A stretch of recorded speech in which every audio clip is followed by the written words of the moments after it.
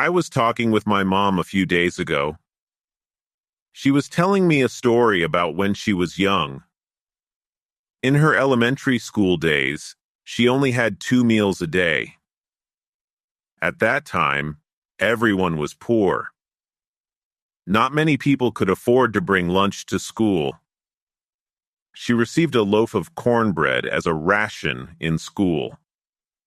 The period called Bo-ri-go-kei was a famine during spring. Bo-ri is barley in Korean. People called this period Bo-ri-go-kei because they had to starve until harvesting barley. If someone could eat 3 meals a day without saving food, that meant that family was rich. I felt pity for my mother and her generation. My mother's generation is in between my grandparents' generation, which went through Korean War, and my generation, which is enjoying economic success of my parents' generation. So my mother was born in 1959, 5 years after the Korean War. Everything was destroyed by the war. If you didn't die from hunger, you were lucky. Many orphans, no electricity, no food. My grandmother opened a restaurant hoping that she could feed her family with leftovers. My mother remembers that her father went away for 3 or 4 months to somewhere to sell things. He was a peddler. Since my grandmother was running a restaurant, my mother and her siblings could eat more than other ordinary people. So if you could eat 3 times a day, you were rich. If you could eat twice a day, you belonged to middle class. My mother wasn't sad about this situation because everyone was in similar situation with her. She even had to walk for 2 hours because her school was so far. Bus was a luxury in 1960s of South Korea. But this situation changed when she became an adult. She became an adult in the 1980s.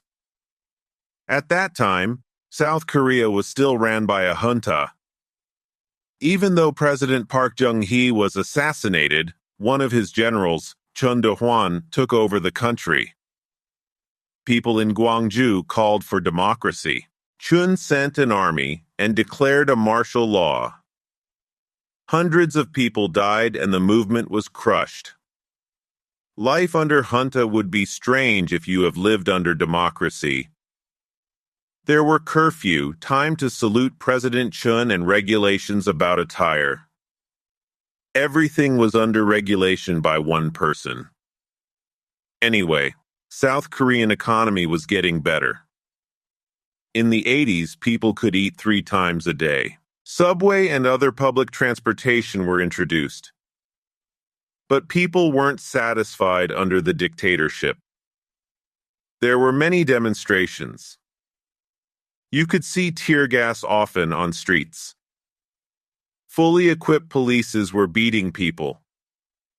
President Chun could no longer stay in power, and he abdicated because of June's struggle. My mother got a job in construction field. She oversaw construction sites. Her work started at 6 in the morning and finished at 9 at night. Since she had to oversee every steps in construction sites, she had to come to the site first and leave the site last. This was a common thing in the 80s or 90s in Korea. Many people worked 7 days a week. If lucky, they worked 6 days a week. Many things seem so different from now. South Korea only had human resource, so companies had to squeeze people. Luckily, these hard works paid off. This period is called Miracle of Han River, the term to emphasize success of South Korean economy after the Korean War. People could own cars and houses if they worked hard enough. And they could eat meat on a regular basis. It was an interesting story. Now I can somewhat understand why my parents think differently on same subject. We went through different environments when we were young.